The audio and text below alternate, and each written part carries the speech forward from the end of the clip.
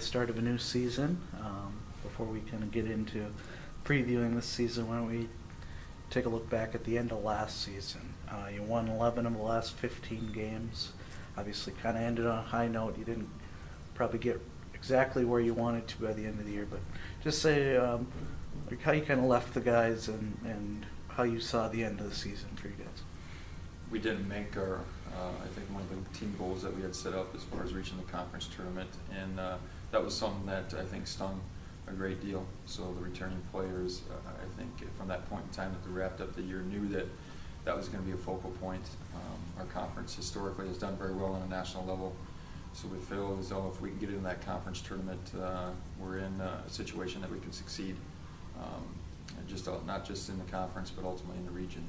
So talked about that, talked about the changes that we needed to make, I think, over the summer, and the approach that we needed to have when we came back on campus here this fall, and ultimately look at changing what did occur the previous year. So we faced a lot of things last year, having that be the second year in a row that we didn't have a home game.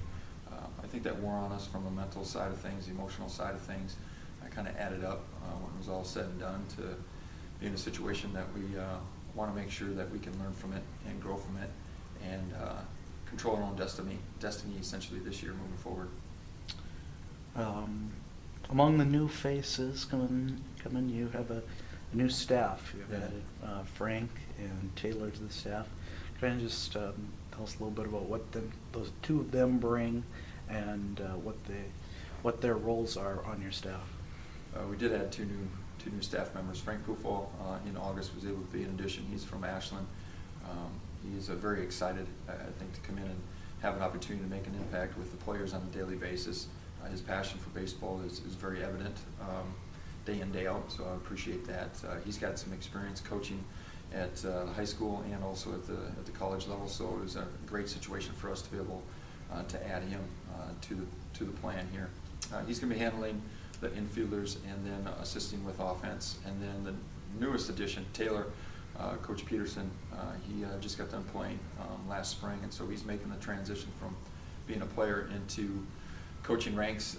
He's very determined. I think he has passion for winning, and we're going to rely on both him and Frank's experience away from UMD to kind of bring in some new ideas, some different perspectives, some different drills to ensure that we're moving in the right direction, and the guys have a fresh perspective from a player standpoint as well. And so I think that's an awesome situation for our program to be able to bring in new coaches, new ideas, and help them to make sure that the experience for the players is everything that they want it to be. All right, that's an exciting time. Let's kind of go down the classes here one by one. We'll start with the senior class. Got a pretty experienced group. Captains, Bogoff, John Meyer, Michael Stocky.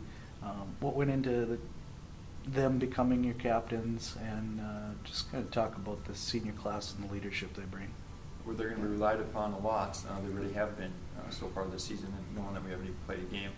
The process I have for captains is open it up to juniors and seniors relatively on a yearly basis. They have to come in and express an interest to me in becoming a captain. Then I will give them a series of questions that they have an opportunity to respond in written form, and then the next morning they come back and have an interview with me, and then we push them through the process if need be to the team's vote. And so ultimately through different phases or different levels in the process between the coaching staff and the players, they've been elected as captains. So we know that there's going to be some ups and downs throughout the year, and so we're going to rely upon them greatly to make sure that everyone's going in the same direction when we do face some of those hurdles that may come up.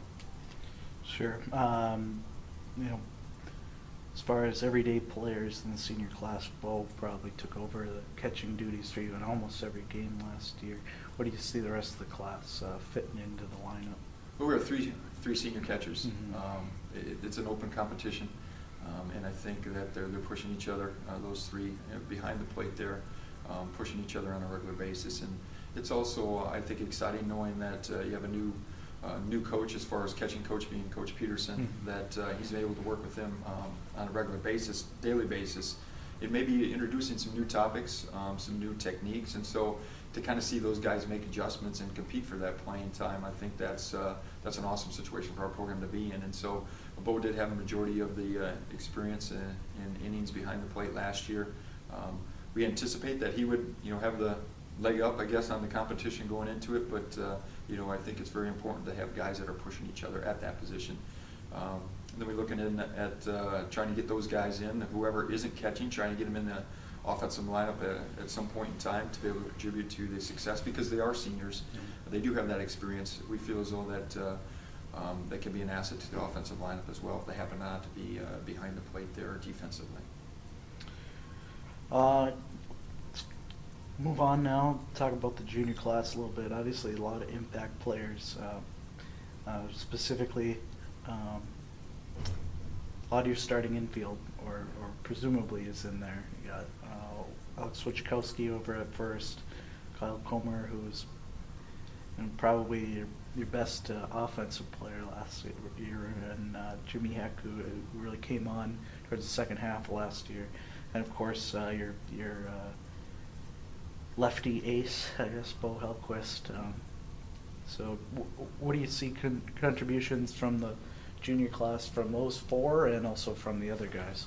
Yeah, the junior class has seen a lot of innings, gain a lot of experience, and we've challenged them to make some changes within their personal game to ensure that they have even more success moving forward now to their third year in our program.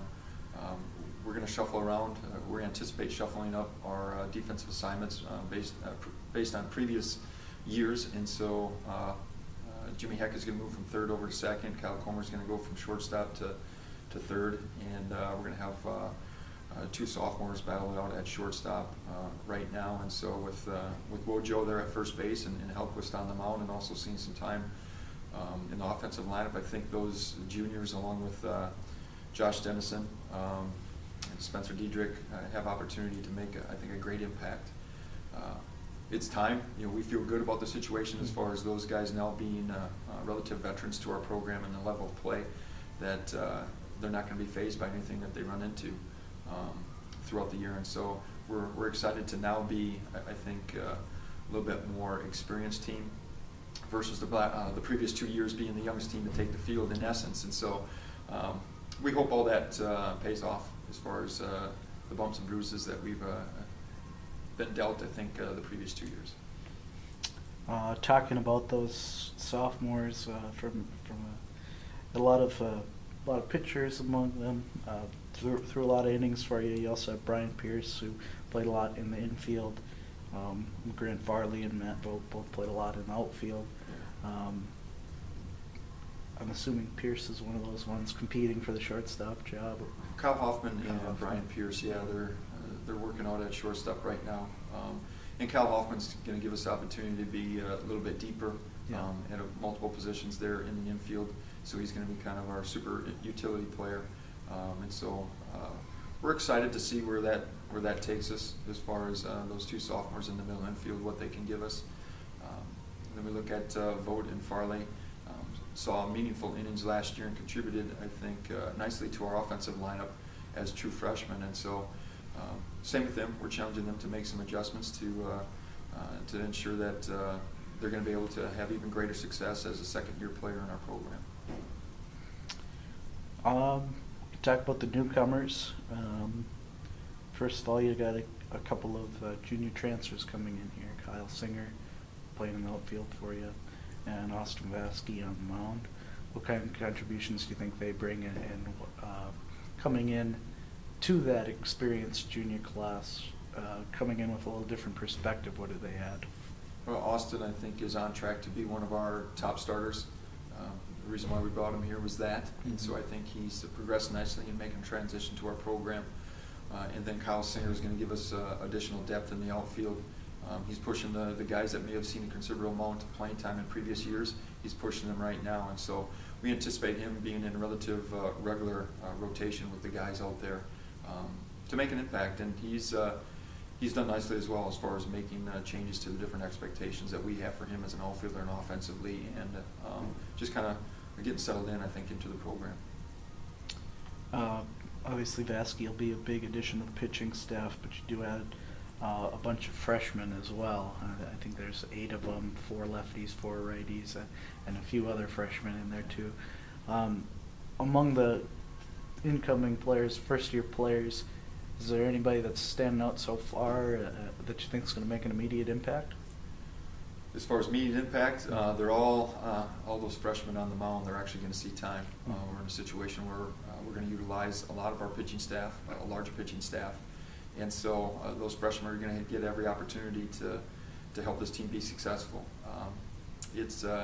We know that if we go to the bullpen, it's probably going to be a freshman, but that's going to allow us, I think, a considerable amount of growth throughout the year, and that we think that they can do some good things. If there's anyone, as far as the pitching staff-wise, freshmen that has stood out, I think they all have shown strengths and areas of growth that needs to take place throughout the year.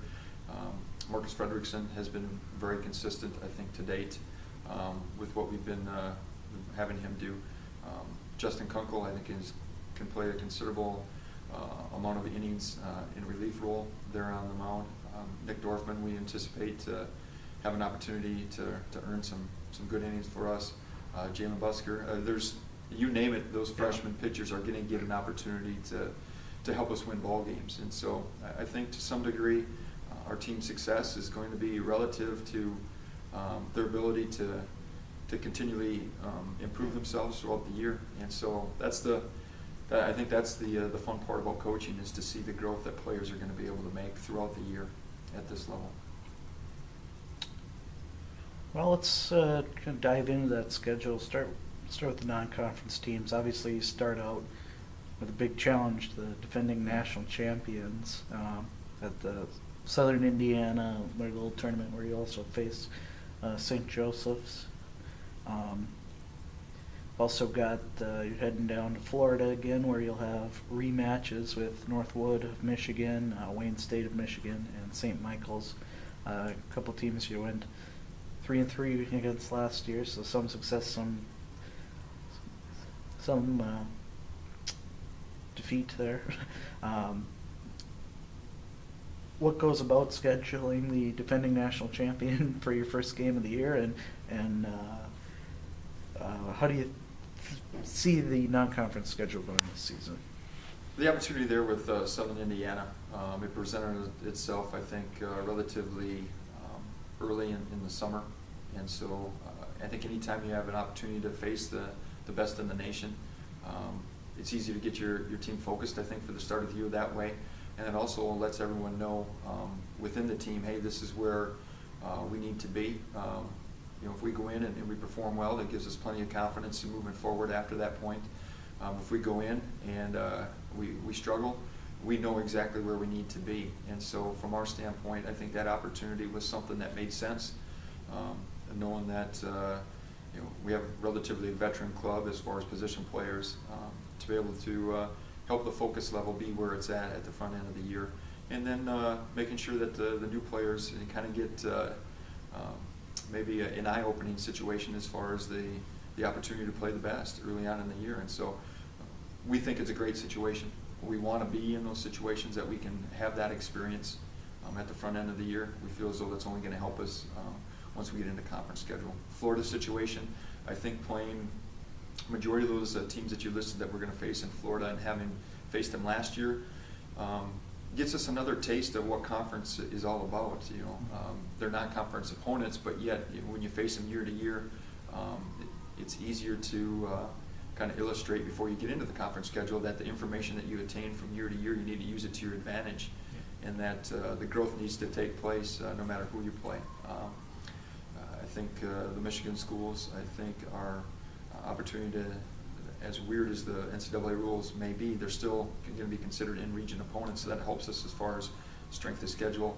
And St. Michael's there we did face last year, and so we enjoyed the opportunity to play them as well. So non-conference schedule, we feel as though it's going to give us every opportunity to prepare for the extremely competitive NSIC schedule. And we're getting into that. You've got the top of the league, kind of looking down in terms of the preseason poll. Yes. You've got 5 teams from the very top and 5 teams kind of on the lower end, but it's going to end up being a good mix. Obviously, we've slated a little lower in the tournament, but as you told me, that's just motivation for your guys.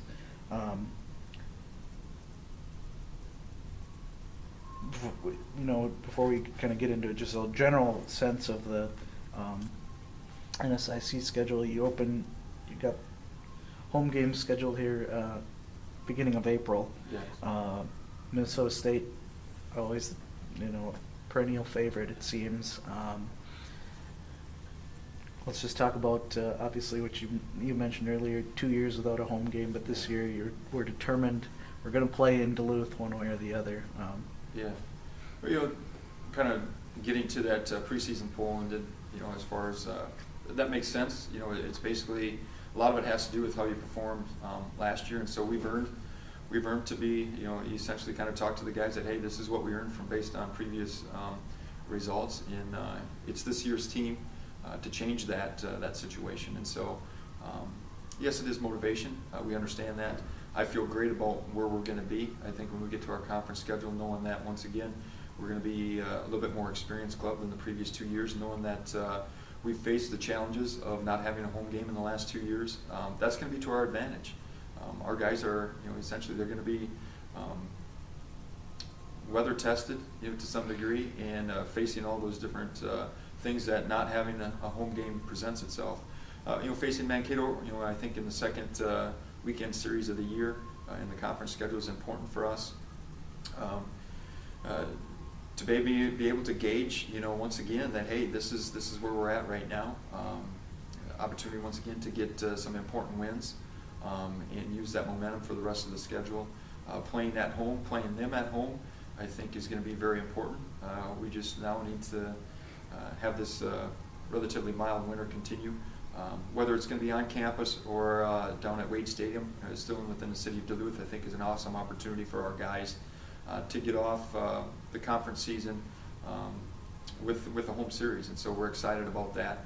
I think that's going to be a little bit more impactful than maybe in years past. That our guys ultimately they're going to value the opportunity to play at home. They're going to value the opportunity to sleep in their own bed. And that they definitely won't take it for granted. And so I think that's only going to help us with this year's team.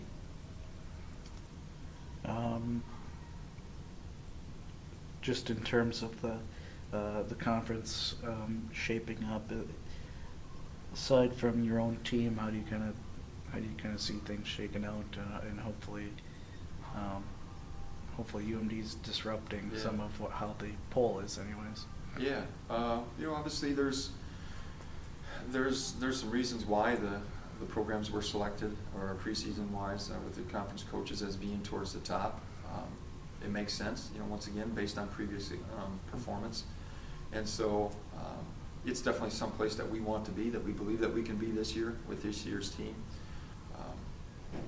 I think ultimately you never truly know, no matter what program you are, you never truly know what you have until you start competing, until you actually start playing those games. And so I think it's going to be very exciting to watch that unfold. To know, once again, as I talked about at the very beginning, that our conference has shown very well on a national level, and that our conference, in my eyes, has become extremely competitive, top to bottom, in the last few years here. And so we know that it's not going to be the easiest thing in the world to get a win, but each win that you do get is very, very much earned. And so I think that's the pride factor of playing in the NSIC, is knowing that the sport of baseball has really, I think, become a forefront as far as the level of competition on the regional and national level. All right, Coach, I know that's all I need from you. Thanks for sitting down, and good luck with the season. Thank you.